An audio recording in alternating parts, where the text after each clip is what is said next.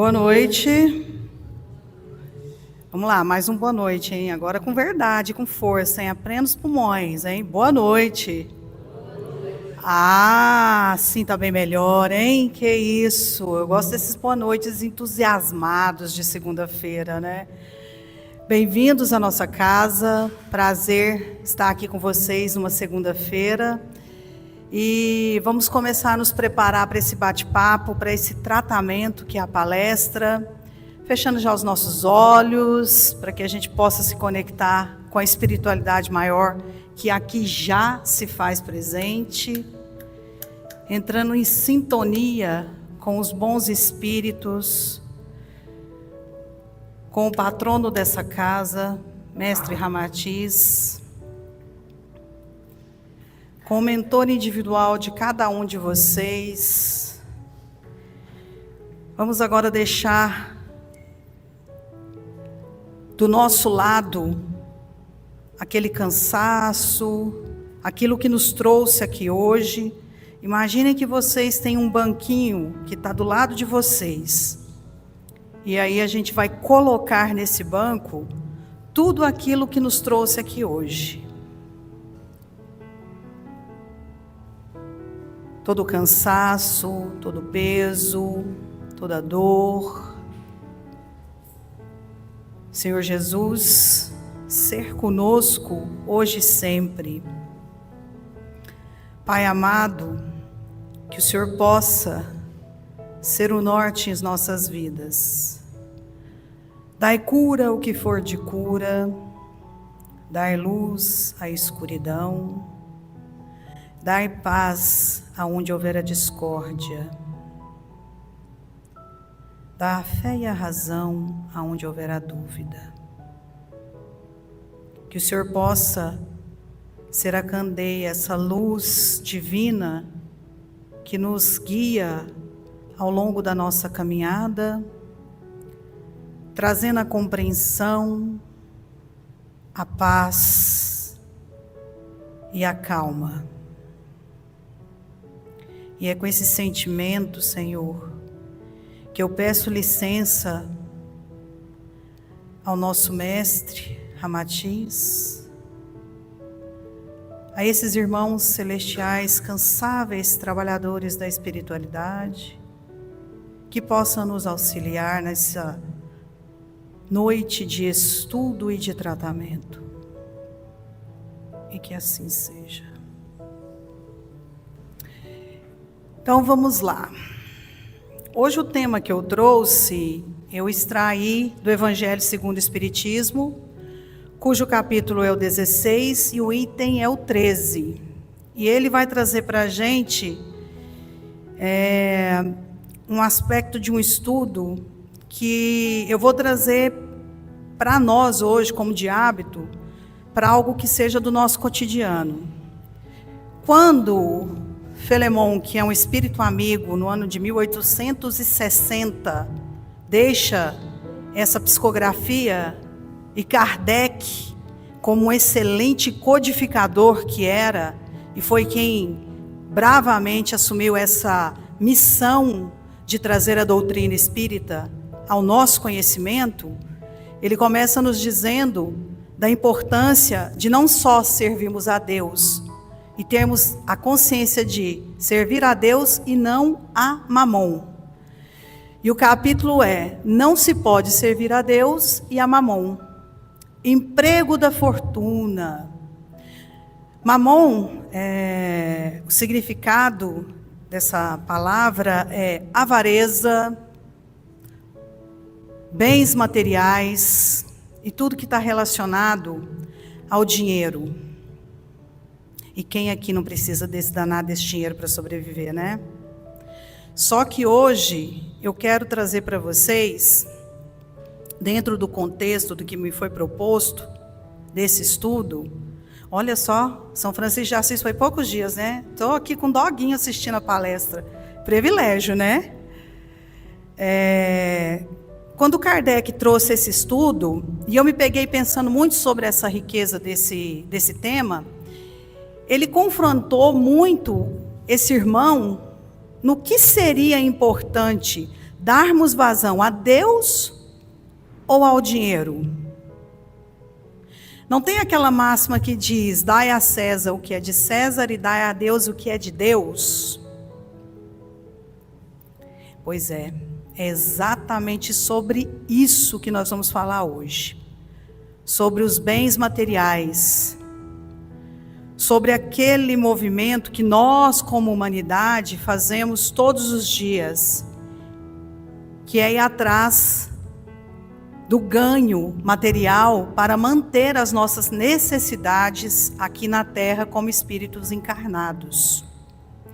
E aí ele já começa, para a gente entrar dentro desse tema, né, que fique um assunto mais elucidado, ele começa dizendo: a riqueza concentrada em uma mão deve ser qual fonte de água viva que espalha o bem-estar ao seu derredor. Riqueza. Qual riqueza será que realmente é válida para nós? Os bens materiais ou a riqueza espiritual?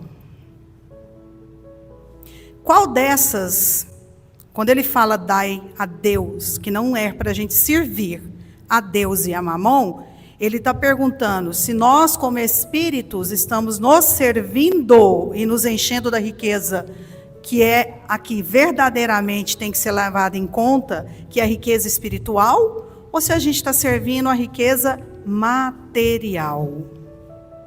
Se tudo que chega para nós com as nossas imperfeições, porque sim, somos imperfeitos, e fomos criados ignorantes ainda, mais ainda, para poder aprimorar os nossos conhecimentos.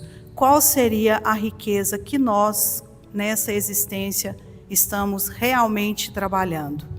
Quem a gente está servindo? A Deus ou a Mamon?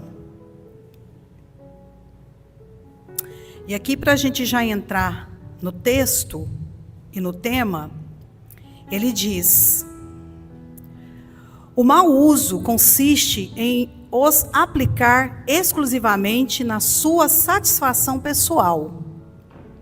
Ao contrário, todas as vezes que deles resultam um bem qualquer para outrem, o merecimento de cada um está na proporção do sacrifício que se impõe a si mesmo. A beneficência é apenas um modo de empregar-se a riqueza. Ela dá alívio à miséria presente, aplaca a fome, preserva do frio e proporciona abrigo a quem não o tem. Dever, porém, igualmente imperioso mérito é o de prevenir a miséria.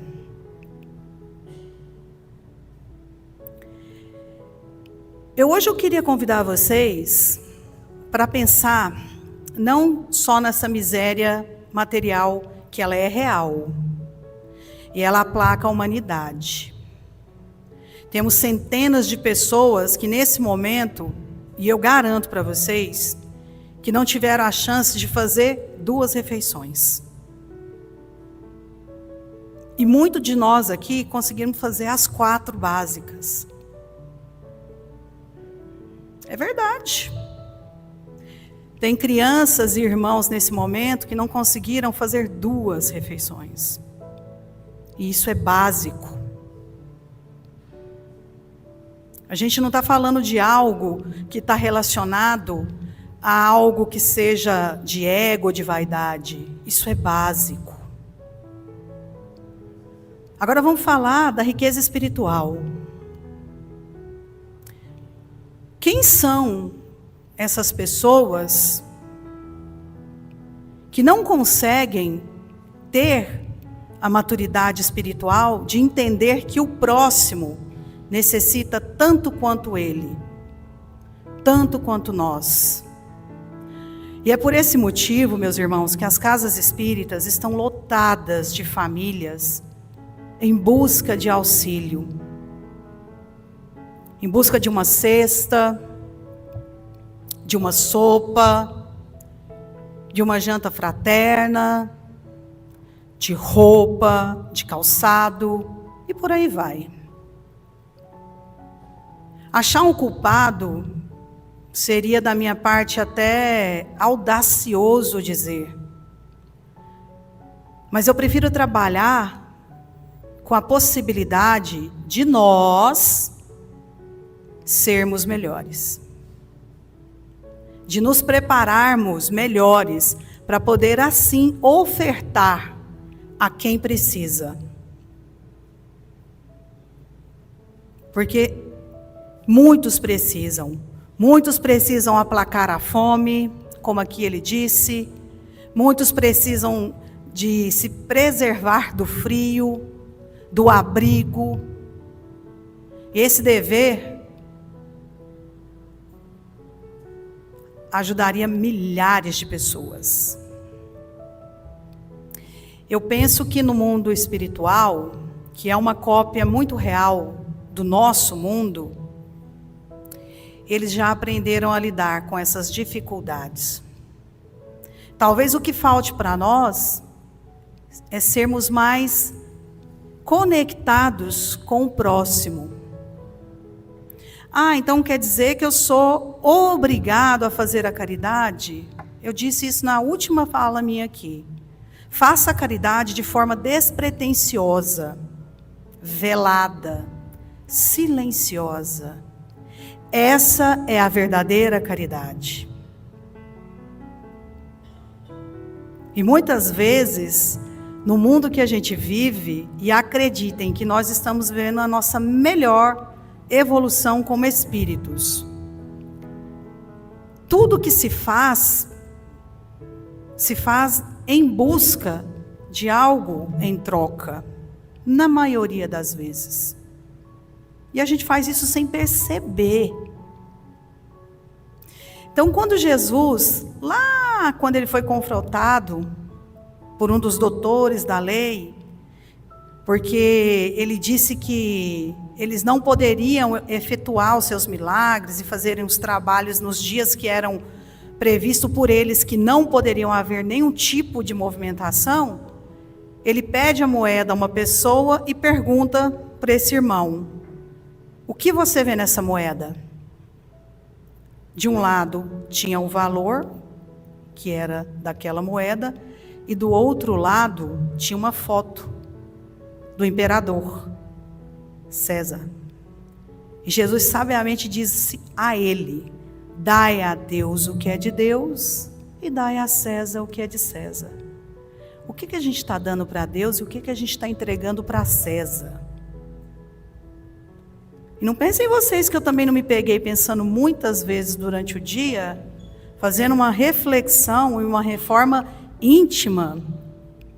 E eu trouxe um capítulo do Livro dos Espíritos, onde Kardec fala dessa reforma, tentando entender o que eu estou entregando a Deus e o que eu estou entregando ao mundo, aos homens, à matéria. É necessário? Sem sombra de dúvidas. Seria uma hipocrisia eu dizer que não.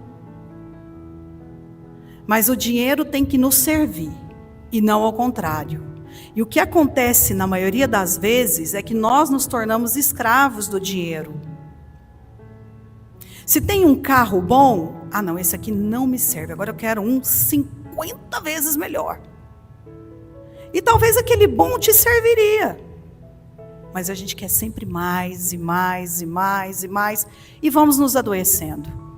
E vamos nos perdendo de nós mesmos, e de repente, quando a gente se dá conta, a vida passou, a encarnação passou, e tudo que você fez durante a sua existência aqui nessa terra, foi se tornar escravo de Mamon. Porque você não conseguiu sair dessa dinâmica de sempre buscar mais. E nós ficamos exatamente como essa figura que eu coloquei aqui, fragmentados. Porque a gente vai se quebrando ao longo das nossas existências. A gente vai se perdendo de nós mesmos. E os bens materiais, meus irmãos, eles são concedidos a nós, concedidos, como um empréstimo. Nós não somos donos de absolutamente nada. Aqueles que ainda vêm mais afortunados, com mais bens materiais, a responsabilidade deles ainda é 5 vezes maior do que a nossa. Porque eles podem ajudar. Eles podem fazer bom uso daquilo que foi concedido a eles como um empréstimo. Qual seria a verdadeira riqueza que nós temos? Presos a questões materiais, quebrados, machucados, fragmentados. E a que preço isso? Então eu sempre tento trazer para a nossa consciência espiritual o quanto nós somos responsáveis por tudo aquilo que a gente faz. E o quanto a gente pode mudar essa narrativa, esse sistema, e até mesmo o nosso comportamento.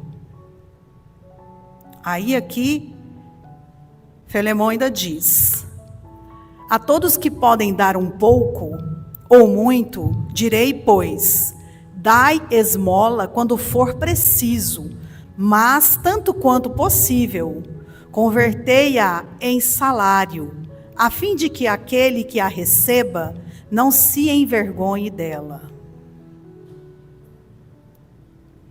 Todas as vezes que eu vejo esses movimentos de algumas ONGs, de alguns grupos de caridade, e que a gente pode estar próximo e presenciar, que é feito de uma maneira mais tranquila, de forma mais velada, você vê que as pessoas que a recebem de uma maneira muito mais tranquila.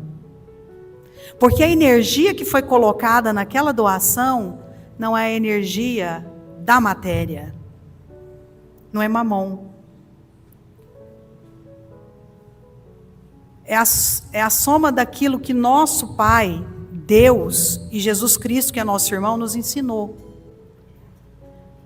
Quem quer doar, quem quer fazer caridade, faz em silêncio, como eu disse. Não precisa fazer disso um grande evento. Mais vale um sorriso de uma criança ou de uma família quando você entrega uma cesta, entre um momento que é só você e aquela pessoa, porque você sente no olhar dela o quanto foi importante aquele alimento chegar. E não tem gratidão maior do que isso. Do que exposição, do que a gente filmando, falando. Porque hoje o mundo é assim, é tecnológico, né? As pessoas adoram falar isso. Não, o mundo é tecnológico.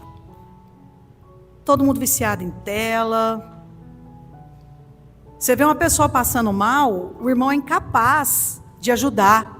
Primeira coisa que faz é tirar o telefone e filmar o que está fazendo, ou o que está acontecendo. Isso é muito triste. Nós estamos perdendo o sentido de ser e apegados ao ter. E o ter não mais faz parte. Será convidado a ficar nesse planeta aqueles que entenderem qual seria o nosso equilíbrio entre o dar e o receber. Qual seria esse senso de equilíbrio entre o dar e o receber? Qual é a moeda de troca que a gente usa? O que é mais importante?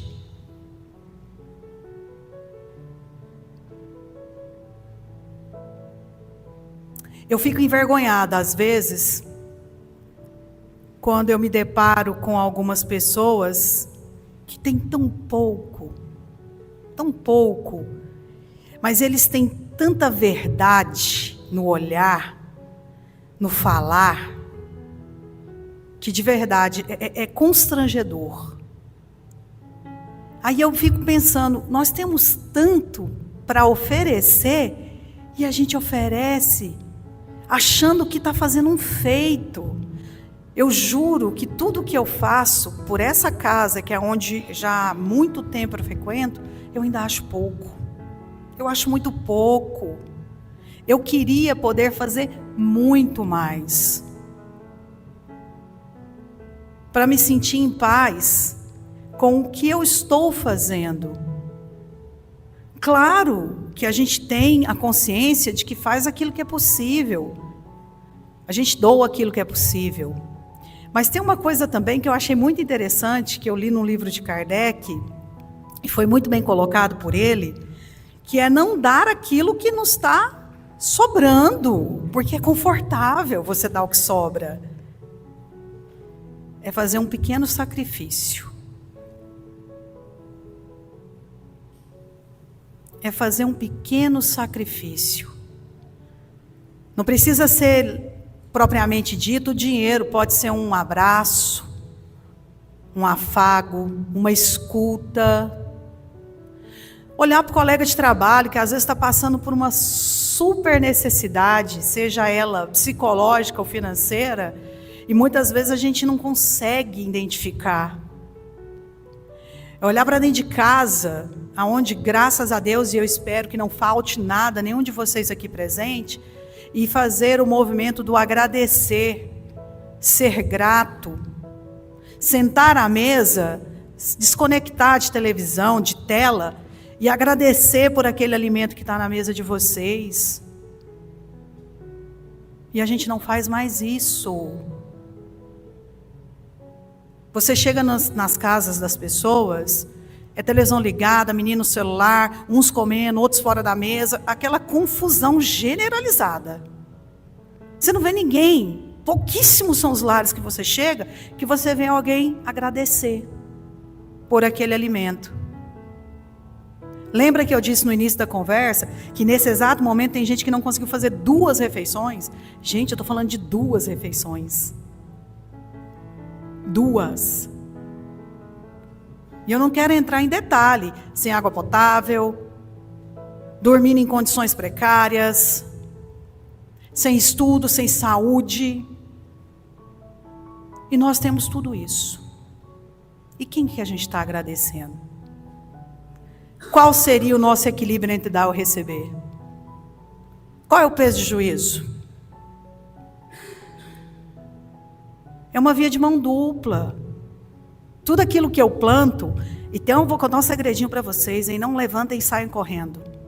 A gente escolhe o que a gente planta. Mas a colheita, não tem como a gente não tem como a gente fugir dela. Se você plantar limão, meu amigo, você vai colher limão. Se você plantar morango, você vai colher morango, porque nós somos herdeiros de nós mesmos. Então, quando o Filemão fala dessa passagem, e eu me lembro muito bem, Kardec, ainda no seu momento de não tão lúcido, quando ele codificou a doutrina, sua esposa, Amélie Gabriel, dava leite e pão aos pobres. Ele era um cético, um professor, mas ela o obrigava a descer.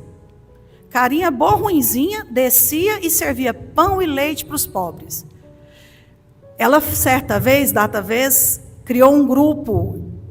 Ela dava aula de piano. Era uma mulher muito inteligente.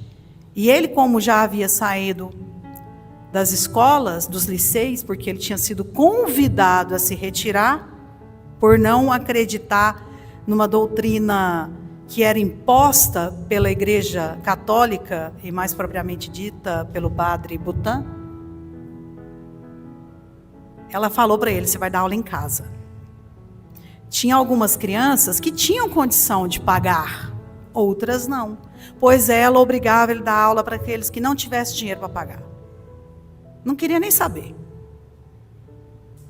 De forma despretensiosa, e olha que a gente está falando de uma parte da história de Kardec que ele ainda nem sequer tinha se tomado de consciência do tamanho desse trabalho estruturado no mundo espiritual, que foi quando aí sim ele começa a sua caminhada e cria as codificações, e traz para nós esse tripé tirando da nossa vã filosofia e da nossa completa cegueira, que a vida continua sim após a morte. E ele sempre dizia isso, para todos. Foi criticado, enxovalhado, mas deixou o legado que hoje atinge a milhares de pessoas. Antes, a doutrina espírita era um movimento que ele era feito velado, quase que imperceptível. Hoje, nós já somos uma grande maioria, somos um número considerável de pessoas que acreditam na doutrina, que acreditam na vida após a morte e que acreditam na possível chance de se refazerem como espíritos imortais que somos. E aí eu tirei do livro dos Espíritos a questão 919, aonde ele ensina para nós, sabiamente dizendo: ensina que o meio mais eficaz para o aprimoramento e para resistir ao mal é o autoconhecimento. Resumindo, pela máxima, conhecer-te a ti mesmo. Essa prática envolve o autoexame diário da consciência para analisar os próprios atos, pensamentos e intenções. Santo Agostinho, na resposta detalhada, que devemos examinar nossas ações como um comerciante faz com o seu negócio, avaliando perdas e ganhos para entender o que é preciso ser melhorado. Santo Agostinho tinha por hábito fazer uma liçãozinha que é muito interessante. Eu não estou conseguindo lembrar o livro onde ele fala isso.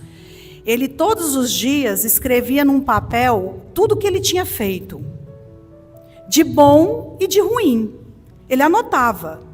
O que eu fiz de bom hoje? Aí ele ia lá num lado da folha e escrevia. O que eu fiz hoje que não foi bom? Aí ele ia e anotava do outro lado. E aí ele fazia esse peso do que tinha sido de bom e do que tinha sido de ruim. E essa reflexão de Santo Agostinho vem muito em contra ao que o Kardec quis nos dizer do autoconhecimento, do nos conhecer. De que vale termos dinheiro, de que vale termos fortunas, se fizermos um mau uso ou empregarmos elas de um jeito que só nos serve e não serve a mais ninguém. Longe de mim julgar o mérito e o trabalho das pessoas que talvez tenham trabalhado uma vida inteira e tenham agariado os seus bens. Não é sobre isso que eu estou dizendo aqui. É sobre o que a gente faz com o que a gente construiu. A construção, ela pode vir para nos ensinar a dividir. Eu conheço pessoas que muitas vezes puderam ajudar e negligenciaram. E depois elas vieram da pior maneira possível que pode ser para uma pessoa chegar a uma comunidade espírita ou uma casa espírita, que é pela dor. Aí eu perguntei para esse irmão, e eu tive liberdade de perguntar, porque é uma pessoa muito próxima a mim. O seu dinheiro foi capaz de comprar ou sanar o seu problema? Não foi. Porque o que ele precisava, além do dinheiro material, era entender que o que ele tinha podia ter ajudado outras pessoas, talvez iria fazer com que aquela passagem da vida dele não acontecesse. Acredito que não, porque todos nós aqui estamos passando por aquilo que precisamos passar. Mas poderia ter feito ele ter um pouco mais de consciência.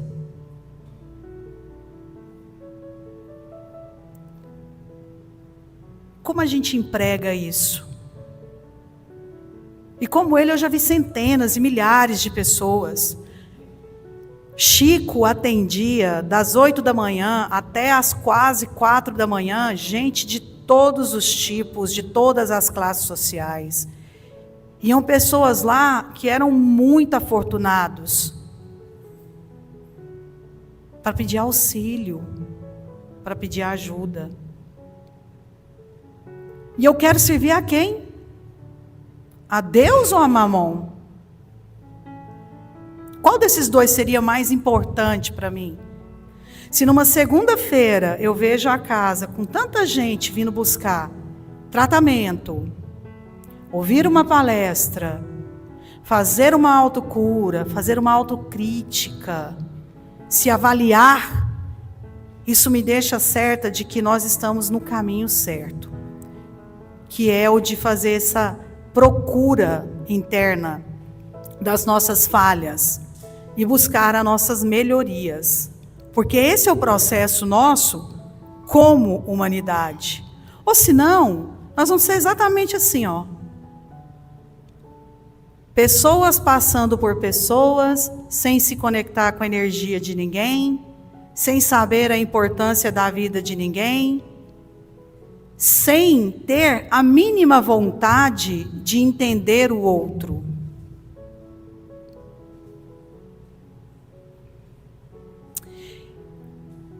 Quem de vocês chegou aqui na nossa casa, porque essa casa é de vocês também. Ela não é só nossa, ela é de vocês. Vocês são tão pertencentes quanto. Quem de vocês aqui chegou na casa porque estava muito feliz? Levanta a mão. Que bom. Boa caminhada a sua. Agora levanta a mão para mim quem chegou aqui porque precisava de ajuda. Quem chegou aqui por dúvida? Por luto? Tá vendo? Cada um tem um motivo. E o nosso papel aqui é acolher vocês.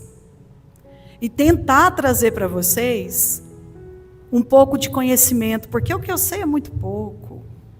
Prefiro dizer que nada sei. Mas ter consciência já é um grande passo para que não sejamos assim, ó, mecânicos ou semi-mecânicos uns aos outros.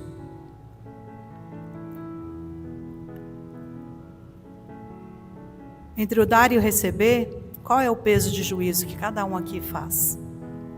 Levem isso para casa, pensem sobre isso. Entre dar e o receber, qual é o peso de juízo que eu tenho feito?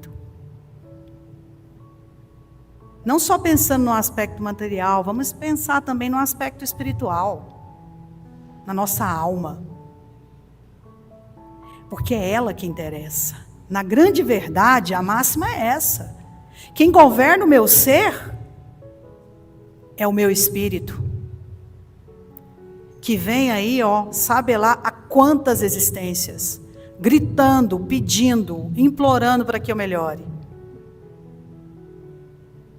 E aí, se um dia a gente chegar lá, não vamos ser ovelhinhas de costa, hein? Vamos ser todo mundo ovelhinha virada para a frente, andando em caminho ao mestre. Bom e fiel servo entra na alegria do teu Senhor. O bom e o fiel servo entra sempre na alegria do seu Senhor. E o seu Senhor, eu queria contar só um segredinho para vocês. Ele habita dentro de cada um de vocês. Eu sou senhora do meu ser. Ela é senhora do ser dela, você é do seu, você é do seu e assim por diante. Então, vamos dar a César o que é de César e dar a Deus o que é de Deus. E vamos servir a Deus. Claro que precisamos do dinheiro, precisamos das coisas materiais, pois o mundo que vivemos nos pede isso. Mas isso não pode ser o que eu estou dizendo para vocês. O que nos acorrenta, o que nos prende e o que nos faz escravo. O dinheiro vem para nos servir e não ao contrário. Quando existe essa inversão, nós nos tornamos escravos das coisas materiais. E a doutrina espírita prega isso muito sabiamente, que fora da caridade não há salvação. Sejamos caridosos conosco, porque assim a gente vai conseguir enxergar o outro e aí sim fazer esse trabalho de troca, despretensiosa, com afeto, com respeito, com carinho e com todo o amor, que foi a máxima que o nosso mestre deixou para nós. Dito isso, e eu espero que eu tenha conseguido trazer para vocês, como eu tenho por hábito, para o cotidiano, pois estamos encarnados.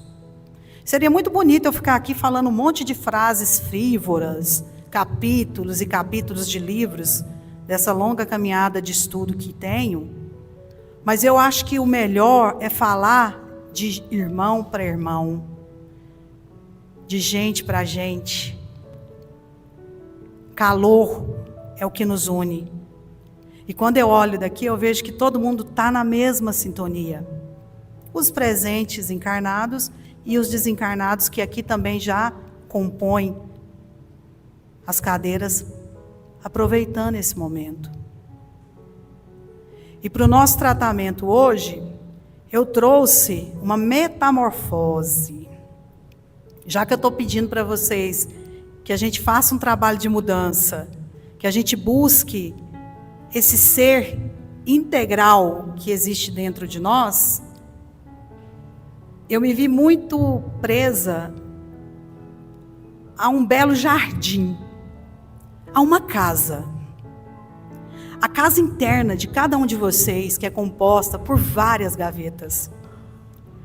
Vamos organizar a nossa casa hoje, vamos sair daqui com as gavetas mais vazias, com um jardim mais bonito, um jardim que possa ser visitado por várias borboletas, com flores coloridas, porque a vida é isso. É aprendizado, é reconstrução, é metamorfose.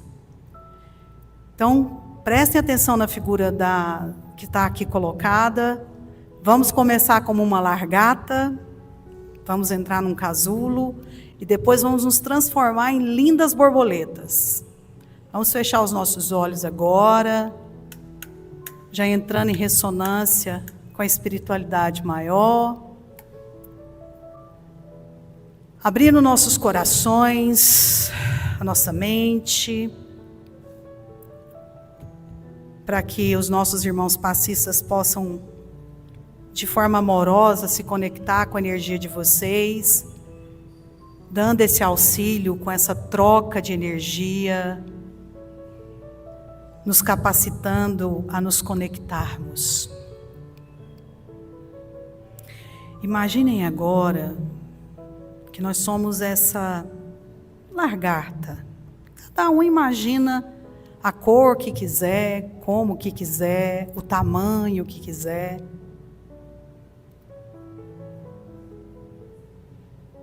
E depois de um tempo de sermos essa lagarta, agora nós vamos entrar dentro de um casulo, onde a gente vai permanecer por um tempo.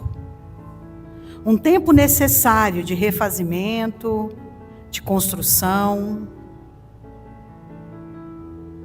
Entrem dentro desse casulo e fiquem lá. Por um tempo. E nesse tempo que a gente está lá hibernando dentro desse casulo, se conectando com tudo aquilo que nos trouxe aqui hoje,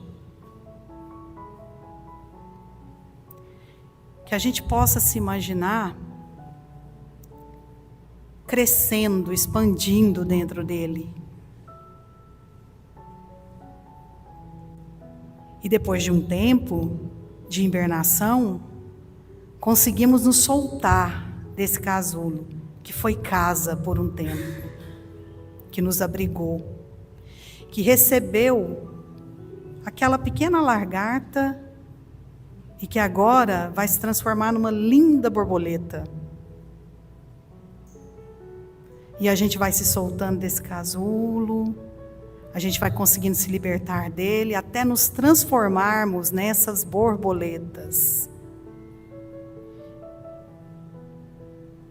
E imaginemos que a lagarta é todo o processo denso, doloroso que nós trazemos. Que o casulo é a oportunidade que nós temos de organizar as nossas casas interiores, onde a gente pode esvaziar aquilo que já não mais é necessário ficar, aonde a gente consegue tirar aquilo que não tem mais sentido para nós.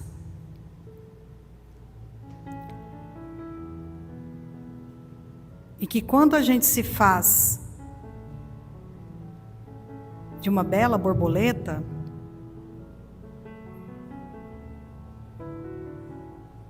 que a gente se imagine refeitos e indo para um belo jardim, um jardim aonde nós podemos voar, aproveitar das flores que ali compõem, sentir a brisa. É a cura, pois fizemos parte de um processo de transformação.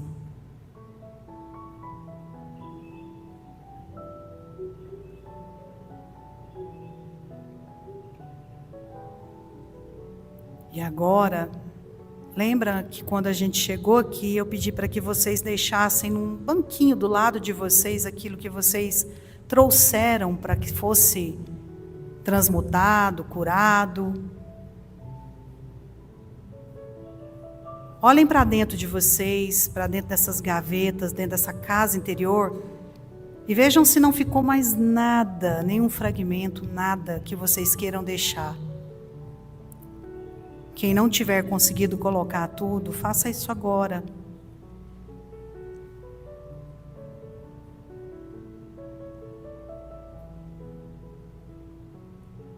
E respirando bem profundamente.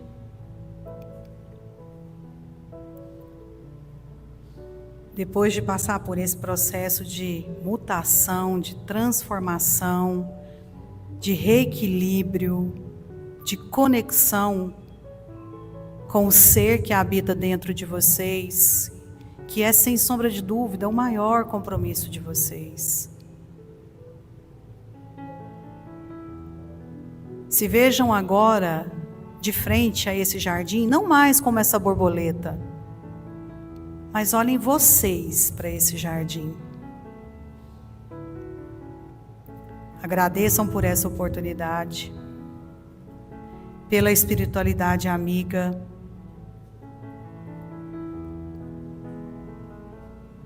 pelos bons fluidos que aqui foram depositados, pela capacidade de se reinventarem,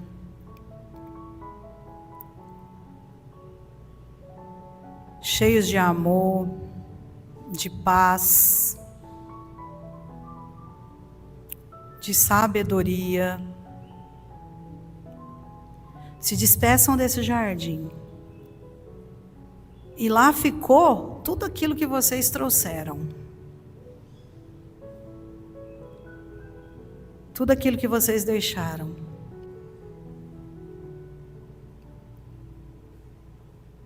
E que esse retorno ao lar de vocês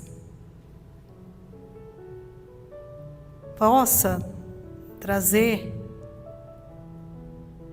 o equilíbrio necessário,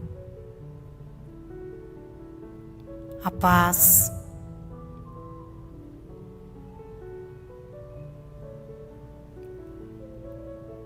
e agora, em agradecimento a essa oportunidade, eu vou pedir para que vocês, junto a mim, possamos fazer uma prece em gratidão ao nosso Mestre. Pai nosso, que estais nos céus, santificado seja o vosso nome. Venha a nós o vosso reino. Seja feita a vossa vontade, assim na terra como nos céus. O pão nosso de cada dia nos dai hoje. Perdoai as nossas dívidas, assim como nós perdoamos a quem nos deve. Não os deixeis cair em tentação, mas livrai-nos, Senhor, de todo o mal. Fazendo uma respiração, vamos abrindo os nossos olhos, voltando para o aqui e agora, para o presente. Todos bem? Eu queria encerrar a minha fala, eu ainda tenho 5 minutinhos aqui, dividindo com vocês um trecho desse livro aqui, que a gente inclusive tem ele aqui na livraria, que é Levantar e Seguir, cujo autor é o José Carlos de Luca. É bem pequenininho, eu vou ler bem rapidinho. E o título se trata de Conhecer-se para Governar-se. Uma das melhores estratégias para o bem viver está no conhecimento de si mesmo. Quem se estuda conhece os seus pontos fortes, como também identifica as áreas ainda volúveis, vulneráveis. Somos seres complexos, feitos de luz e sombra, fortaleza e fraqueza, conhecimento e ignorância, bondade e egoísmo, coragem e medo, instinto e razão, e tudo isso em um só tempo. Gente, eu desejo a vocês uma excelente semana. Espero de verdade ter colaborado, um pouco que seja, que a paz do Mestre Jesus possa alcançar não só vocês ou os lares de vocês, e que Deus abençoe, que vocês sejam sempre conectados à melhor parte de vocês. E eu vejo vocês em breve, e eu sou muito grata por essa oportunidade, e agradeço em nome da casa por esse tempo aqui de estudo, de tratamento. Que seja uma semana abençoada, que seja um mês de outubro abençoado, e que Deus possa realmente tocar a cada um que está aqui, e que isso reverbere em torno de todos aqueles que compõem o sistema de cada um. Muito obrigada, gratidão, vão com Deus, e espero vê-los em breve.